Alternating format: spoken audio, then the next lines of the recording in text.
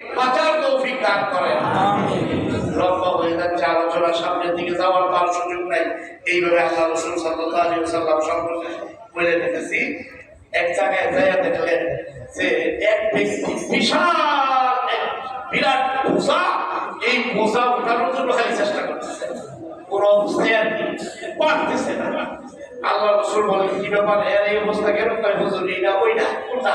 কয় যে বাড়ি দখল করছে, কি দোকান দখল করছিল, মানুষের জায়গা দখল করছিল, মানুষের সম্পদ আত্মসাৎ করছে, মানুষের হাত মেরে খেয়েছে, মানুষ আদালত রাখছে, আদালতের খেয়ালত করছে, এইটা ওইটা পারে নাই। তারপরেও কি খালি আরো চাই আরো চাই আরো চাই। এইভাবে হালাল হারামের কোনো তবিজ নাই, ন্যায় অন্যায়ের কোনো বাজ বিচার নেই, শুধুমাত্র কি করছে এরকম চাইছে আর চাইছে। বলে ওই দুনিয়ার জমিনে তো আল্লাহ তখন তো সাথ দিছে, কিন্তু আখিরাতে আর কি আল্লাহ তারা কি করবে না, ছেড়ে দিবে না। ওই ঘটনাটাই আপনাকে দেখা হইল, ইয়া রাসূলুল্লাহ। সুতরাং এই যে দুরবস্থা, কি বলে হাদিস শরীফে বড় মারাত্মক কথা আছে। আল্লাহ রাসূল সাল্লাল্লাহু আলাইহি ওয়াসাল্লাম বলেন, আস-সুলমু যুলমাতু ইয়াউমাল কিয়ামা, যে কোনো জুলুম এটা কিয়ামতের দিন অন্ধকার হয়ে যাবে, সে কিছুই দেখবে না। কারণ এত জুলুম, জুলুমটা একভাবে করা যায় না, এটার কোনো প্রকার আছে? জুলুম আপনি যে কোনোভাবেই করতে পারবেন, কিয়ামতের দিন এই জুলুমটা তার সাথে অন্ধকার হয়ে যাবে। আচ্ছা, কত দূরে যাওয়া দরকার নাই, গত 3-4 দিন যে পরিমাণ কুয়াশা পড়ছে, সামনে কিছু দেখা গেছে? এরকম একটা কুয়াশা দিয়ে দিলে একটু চলে, আর কিছু লাগে?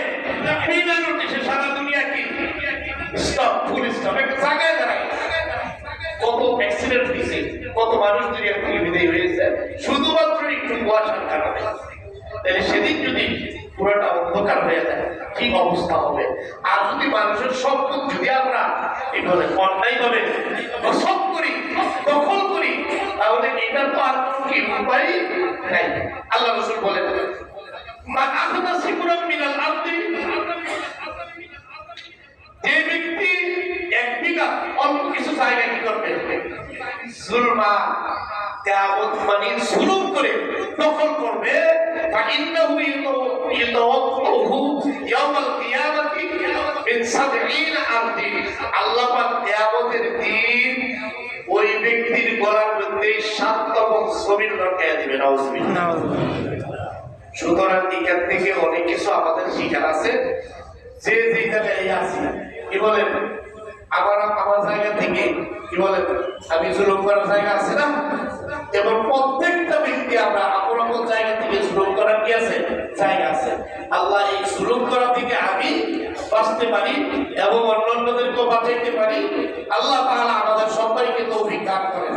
এই কথাগুলো আমরা শুনলাম, এই কথাগুলো নিজেদের ব্যক্তি, পরিবার, সামাজিক জীবনে আমরা যেন বাস্তবায়ন করতে পারি। আল্লাহ আমাদের সবাইকে তৌফিক দান করেন।